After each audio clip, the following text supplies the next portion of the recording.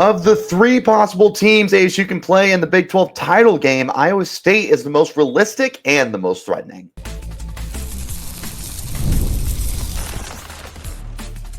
You are Locked On Sun Devils, your daily podcast on the Arizona State Sun Devils. Part of the Locked On Podcast Network, your team every day. Welcome back to the Locked On Sun Devils podcast, part of the Locked On Podcast Network, your team every day. My name is Richie Bradshaw, and I will be your guide for everything Arizona State Sun Devils. Shout out my everydayers who are here every day, and thanks to all of you for making us your first listen of the day.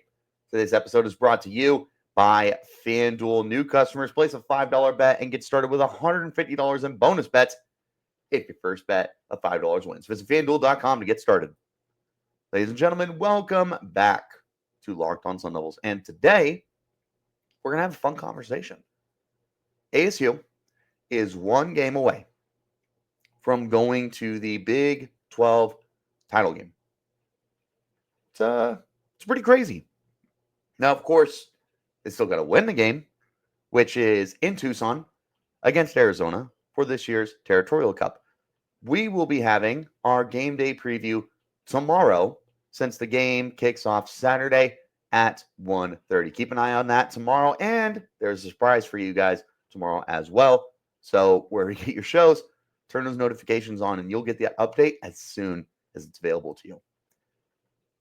If/when, because I am that confident, if/when ASU beats Arizona, there is like the tiniest way that ASU will not advance to the Big 12 title game.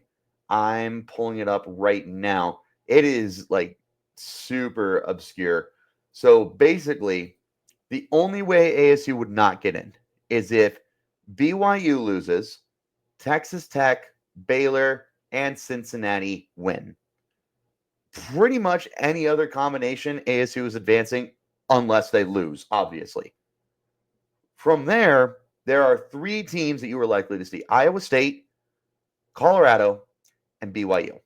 Iowa State, they are the most realistic option. They have the easiest path to get there to play Arizona State. There are three different scenarios where ASU will play Iowa State. And today we're going to take a look at the three potential teams that ASU could face, break them down very briefly. I might give you a confidence check on it. We'll kind of see how it works out as we go along. But let's start with Iowa State, and this is a good football team. I mean, they were absolutely cruising for a little while before they hit a little bit of a road bump against Texas Tech, and then they lost to Kansas. But hey, turns out Kansas is a good football team. They just took half the season to realize it. They started the year 7-0. They're currently 9-2. Apparently, I didn't know this, Iowa State has never had a 10-win season. I didn't know that, and if somebody's lying on the internet, then how dare they? That's not what we do on the internet. This is still a really good football team. And if you look at the pieces they have, there's a lot going on here. Their starting quarterback, is it Rocco Becht, I think? Yeah, Rocco Becht. I hope I'm pronouncing his last name right. Becht, Becht. That's what I'm going with for now. Rocco Becht has had a pretty good season, just under 2,900 passing yards, 18 touchdowns, 8 interceptions. He's also run for 6 more touchdowns. Now I want to talk about that run game. They don't have a specific bell cow. There's no Cam Scadaboo on this team. There's no Taj Brooks on this team. There's no RJ Harvey.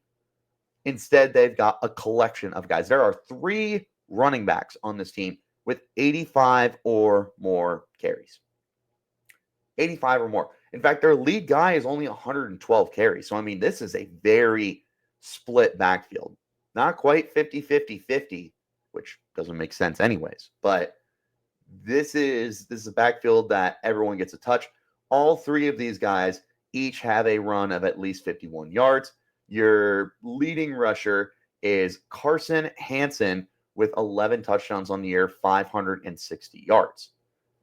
It's pretty good. They have 23 rushing touchdowns as a team, and just under 1,800 rushing yards. So sure, they may not be blowing the doors off the box score with rushing stats, and they're only 4.4 yards per carry, but they're scoring touchdowns. And at the end of the day, that's all that really matters. But this passing game is also really good. Passing game is really, really good. They've got two receivers that ASU is going to be needing to pay a lot of attention to: Jaden Higgins and Jalen Noel.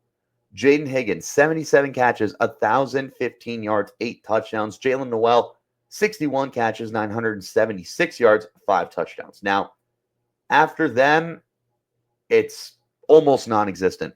Third leading player is their tight end, Gabe Burkle. Now get this. After Noel's 61 catches, 976 yards, 5 touchdowns, which is second on the team, it drops to 16 catches, 193 yards, and 0 touchdowns. In fact, they have 18 passing touchdowns as a team. 13 of them are to their number one receivers. They have just under 3,000 passing yards as a team. Just under 2,000 of them belong to their top 2 receivers. So this passing offense is going to go as far as they go. Now, that doesn't mean it's suddenly going to be easy, because this is just a good offense, and they're well-rounded. Because if you think that you're going to shut down the passing game, well, they score more touchdowns on the ground anyways. And if you're not afraid of what's going on in the backfield, then you better be ready for one of the best 1-2 punches in the Big 12 at wide receiver. But honestly, it's not that scares me. It's his defense. And in particular, this secondary is sick, nasty. There's 4 players that really stand out to me. And I want to start with 2 guys that in my preseason poll for the Big 12, when I filled out my all-conference team, I put both of their safeties in mind: Jeremiah Cooper and Bo Freiler.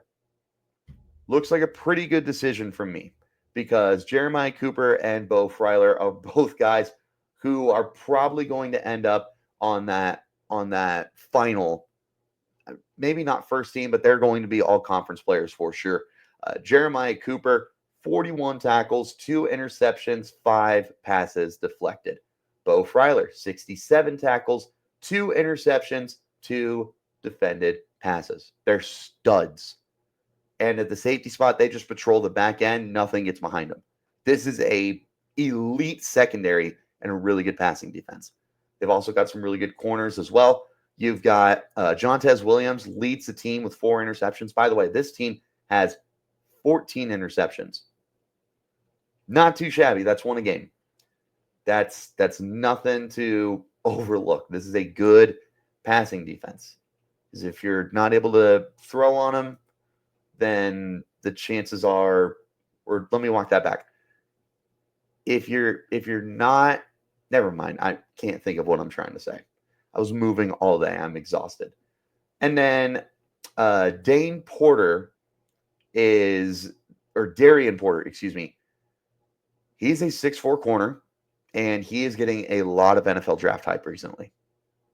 There's a lot of people in that community who are hyping this kid up. This is a really, really, really good secondary. And ASU, they've got Jordan Tyson, elite receiver. I don't know who can shut him down this year. I don't know if anyone can. They've got Sam Levitt, who's airing the ball out as good as anybody in the Big 12 right now. I don't know what they would do against this secondary. The good news is you do have Cam Scadaboo to kind of balance that out. And it's like, oh, we're not going to have a big passing game, but we're going to run it 30 times with Scadaboo, and he's going to get us 150 yards and a handful of touchdowns. That's kind of what you would need to do to win this game, I would imagine, is like, unless Tyson turns into like that unguardable receiver, and he could down the road. I don't think that's this year. We'll get him to that point. The thing that makes him so good is him and Levitt share a brain together, and he's a target hog, but he makes the most of them. This would be probably the most difficult game for Levitt and Tyson to go up against. It's a really good defense, and you don't throw on them. They've got playmakers at receivers, and everybody in the run game scores. This, to me, Iowa State is the Big 12 contender that scares me the most. Like I teased at the top of the episode, they are not just the most realistic team to face ASU. To me, they are the most threatening team to face ASU as well. I'm not confident. Like I still believe in ASU to beat any of these three teams. I believe that the Cyclones would give you the best challenge. So if you're looking for the best challenge, I would tell you that Iowa State is just that for you.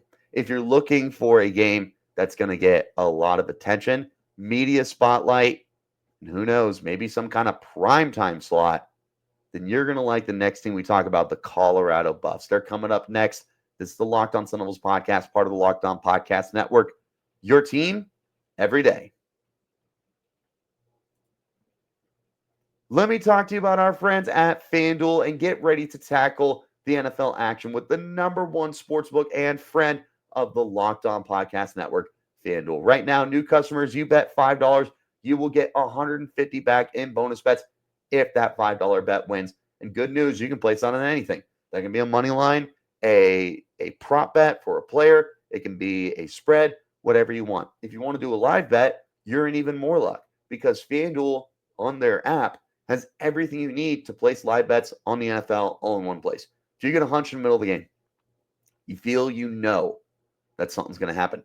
Check out the latest stats, view live play-by-play, all in the same app, and it's all on the same page where you place your bets, and you'll have all that confidence to back up your hunch that way. Just visit FanDuel.com to join today. Again, you'll get started with $150 in bonus bets if your first bet of $5 wins. That's FanDuel.com. Never waste a hunch and make every moment more with FanDuel, an official sportsbook partner of the NFL. Appreciate you guys for tuning in and making us your first listen of the day. Let's go ahead and talk about Colorado, the darlings of everybody. It is Coach Prime. It is Shedeur Sanders. And of course, it's Travis Hunter. And that's really the story here with this Colorado team. Don't worry, this is still a good football team. We'll talk about them in a minute. It starts with these three. Deion Sanders has a very, very good case for Coach of the Year. He has completely turned around a Colorado program that barely had a Pac-12 conference win last year against ASU, oddly enough. But I mean, they started off the year 4-0 and then lost their last 8 games. They easily could have started the year 3-0 and then lost out. And now they are oh goodness, where are we? 8-3?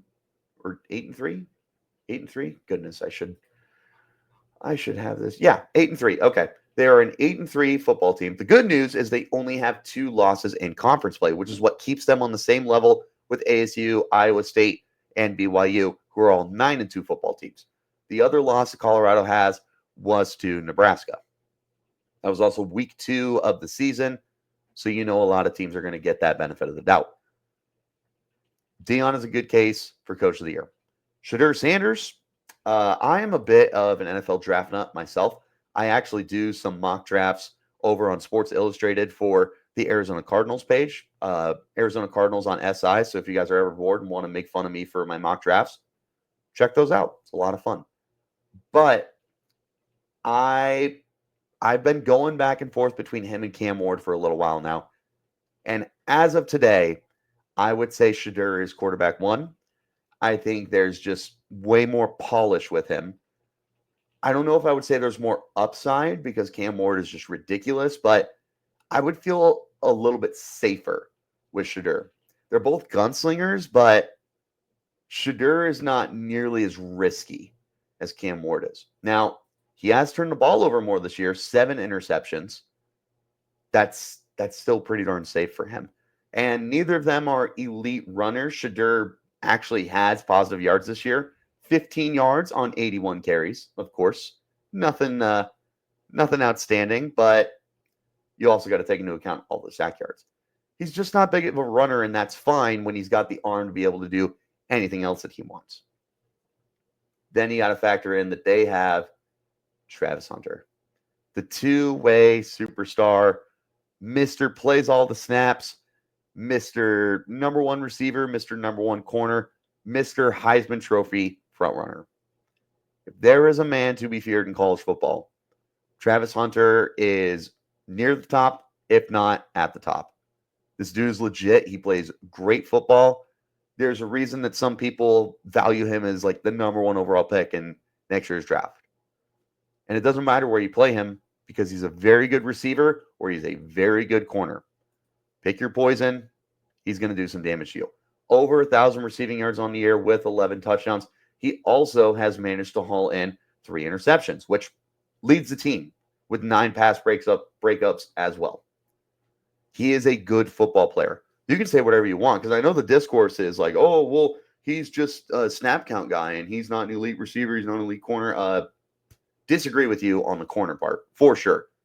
Definitely a very, very good corner. Very, very good corner. I think that's where he's going at the next level. Receiver may not be elite, still pretty good. He'd be ASU's number 2 receiver this year because of what we know with Jordan Tyson. Going into the year, Hunter would have been your number 1. He's the number 1 receiver on a lot of teams in the Big 12. So let's go ahead and stop disrespecting him. It's really weird.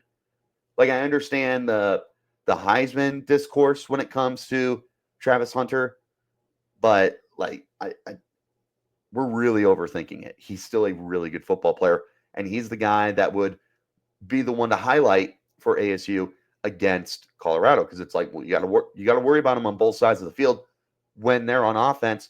Who in your secondary is going to go up against Travis Hunter, and when you're on defense, is Jordan Tyson going to be able to win that matchup battle with Travis Hunter?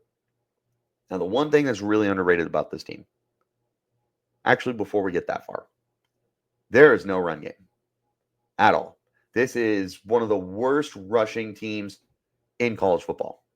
812 total yards on almost 300 carries, 2.8 a pop. They have 14 rushing touchdowns. This is not a running football team. They have to pass the ball. And, I mean, they pass it very well. They've got almost 3,500 passing yards. But for what it's worth, at least you know what they're going to try and do. Now then, one of the more underrated aspects of this team, and it's really under the radar, and not a lot of people are talking about it. This pass rush is sick nasty. 34 sacks as a team. Would you believe me if I told you that the Colorado Buffaloes defense has 34 sacks as a team? They are an elite pass rushing group led by former ASU star BJ Green, who has 6.5 sacks for them. He's leading the team. That is also a career high, beating out last year's total with ASU by a half sack with at least 2 more games to go. God, he's a good football player. He was one of the ones I really didn't want to lose. Probably the one I didn't want to lose the most. Like, we lost Conyers. BJ Green hurt more. And then obviously later on in the spring portal, which I hate, but that's neither here nor there, you lose Rashada, you lose Badger. Badger was tough.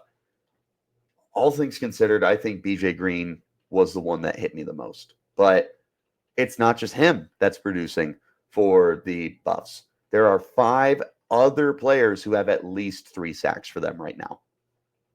They are just doing such a great job rushing the passer. And a lot of it's coming from their defensive line. They just know what they're doing. They know how to get after the quarterback. It's working.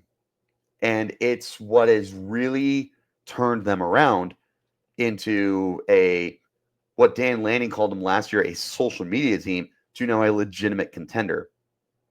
Is you've got a defense that can end drives by getting after your quarterback and putting him in the dirt. And they do it very, very well. Very, very well. That's 3 sacks a game almost. Just over 3 sacks a game. 11 games they've played, 34 sacks. 3 sacks and a little bit of change. Pretty darn good. Decent pass defense. Obviously, Hunter's the star there. 10 interceptions. They do have 41 pass breakups, though. So they know what they're doing. The real story is definitely Shedeur Sanders to Travis Hunter. But if ASU plays them, you just got to be ready for that pass rush. BJ Green, I would hope it's not a revenge game for him. He could treat it as one. At worst, it's certainly a homecoming game for him. Colorado's dangerous. They are a much more dangerous team than people want to give them credit for, mainly because everybody hates them. And if you know me, you know my feelings on them. I don't want to get too specific on this podcast when it comes to Colorado. All I will say is I was not high on them going into the year. They have blown me away. That is a really good football team. They've got two players who could be the first 2 picks in the draft and a defense that is just sick nasty. There's ways to beat them. They are a beatable football team. This is one of the most explosive teams you will face. Of the 3 teams that are left in contention, not including ASU, for the Big 12, Colorado might be the most explosive one. Iowa State may be the most deadly, but if there's one that should really intrigue you and potentially scare you, it's a team that we just beat last week. We're going to talk about BYU coming up in just a moment. This is the Locked On Sun Devils podcast, part of the Locked On Podcast Network. Your team every day. One last time, thanks for making the Locked On Sun Devils your first listen of the day. And shout out to my everydayers who are here every day. All right, let's talk about BYU. Everyone's new favorite team. My goodness. I hope that you don't have a Twitter. If you are someone who gets angry really easily, you're someone who likes to argue, I hope you don't have a Twitter. And if you do, I really hope that you have been able to manage your stress. It stinks to go through Twitter myself. And God, there's some posts I just want to argue, and it's not worth it.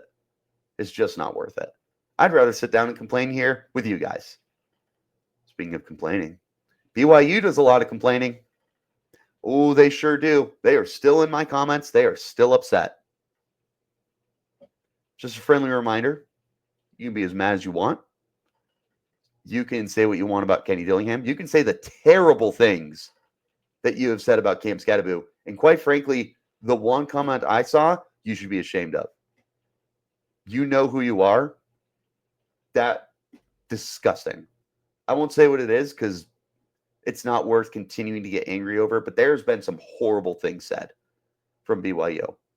This rivalry is turning bad very, very, very quickly. I love a good rivalry. It's been one game, and God, they're already at each other's throats. It's crazy, but it makes for good football. But again, just a reminder, BYU fans, you can be as mad as you want. You can say horrible things about the team, horrible things about the coach, horrible things about the fans. We don't care. We beat you. A win's a win. Don't know what to tell you.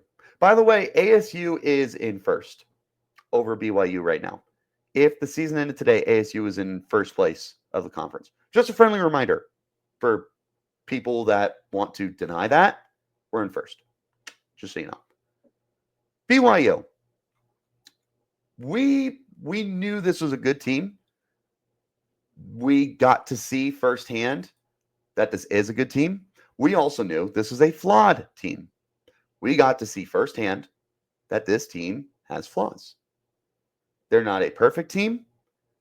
They are not a national title contending team, but they're definitely a Big 12 title contending team. This is still a good football team. Like, let's not just pretend, just because we're really mad at BYU fans right now, let's not pretend that this isn't still a really good football team.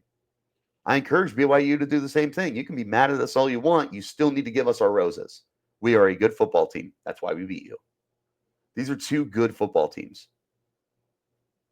Man, this would be chaos.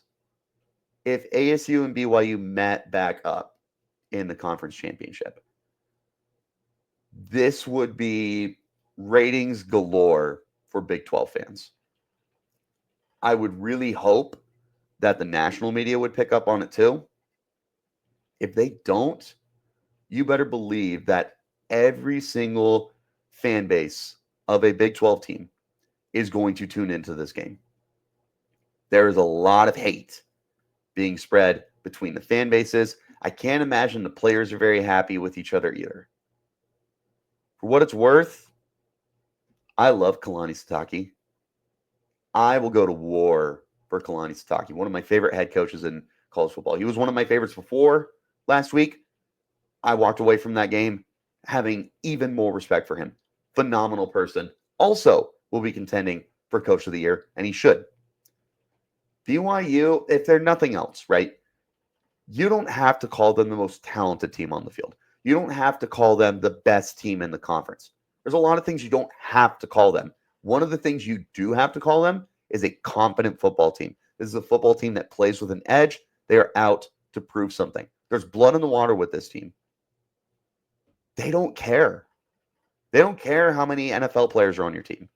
They don't care how many amazing coaches are on your football team, how many all-conference players are on your football team. I said they may not be a national title contender. That doesn't mean that if they made the playoff, they would go one and done. I don't believe that at all.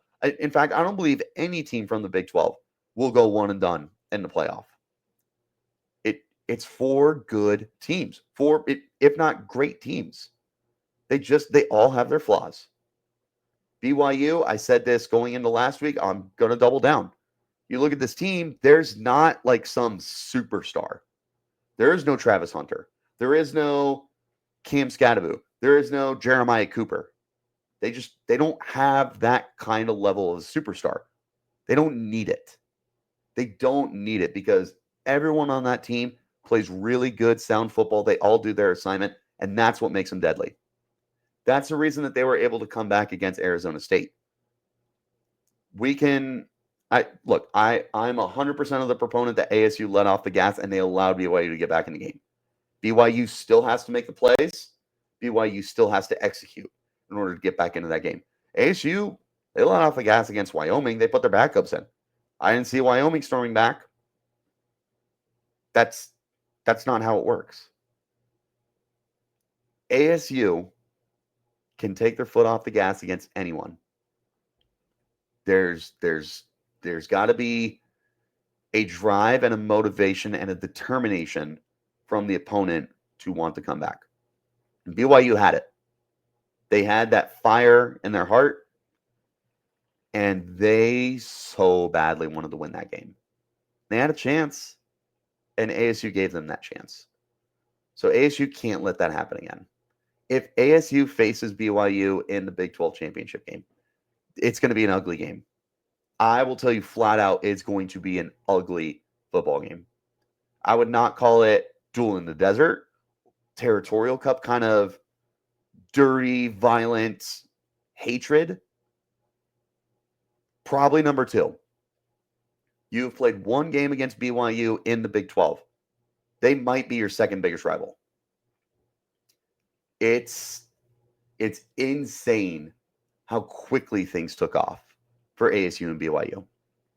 One game, and these fan bases hate each other. And quite frankly, with the way that both fan bases talk to each other, ASU fans, you're starting stuff too. I just call it what it is, man. There are ASU fans that are stirring the pot out there. It is what it is. Some people love it. Some people hate it. Do you? I do my best not to interact with it. I do my best. Not perfect. There's a lot of discourse between these two teams right now. There's a lot of hatred that's going on. And it's good for people like me to be able to talk about it. It's good for college football fans to be able to tune into it. This would be a good football game. This would be a really good football game. So if I were to rank these 3 teams, maybe not rank them, I'll give them like a description. Iowa State, to me, is the most likely and the most threatening team they will play. Colorado is the most exciting game that they would play, and BYU would be the most intense game that they would play. All 3 of them, very good football teams. All 3 of them could beat ASU. It's not like ASU would get a rematch with, I don't know, Cincinnati in the playoff. Sorry, Cincinnati. No intention on that stray, but I mean, we'd smack you right now with Sam Levitt back in a neutral site. Yeah, for sure. ASU could lose to any of these 3 teams: BYU, Colorado, Iowa State. They are all good football teams. There's a reason they're at this point. If you ask me to put them in any kind of order, that's my order. Iowa State, most threatening. Colorado, most exciting. BYU, most intense. What do you guys think about these games? If you could pick the matchup for ASU, who would you want to play? Well, let me know in the comments. You can hit me up on Twitter as well. You can find me at Richie Bradshaw36, the podcast at LO_Sun Devils. Wherever you're getting your shows, hit like, subscribe, and turn on notifications. You'll get that update whenever we post new content. I appreciate each and every single one of you for tuning in to make us your first listen of the day. But I do have a special shout out for my everydayers who are here every day. We will be back tomorrow for the game day preview for the duel in the desert as we begin to conclude Hate Week. It's going to be an interesting game. ASU, they should be able to dog walk them, but will they against a team that has nothing to lose? Lot at stake here for the Sun Devils. A lot on the line for the Sun Devils in this game. So we'll be back for that tomorrow, and I've got that surprise for you guys. So make sure those notifications on. You'll get that update when the surprise drops, as well as when that game preview drops. So I'll see you guys tomorrow. I hope you have a happy Thanksgiving. Till next time, though, you keep it locked right here on Locked On Sun Devils.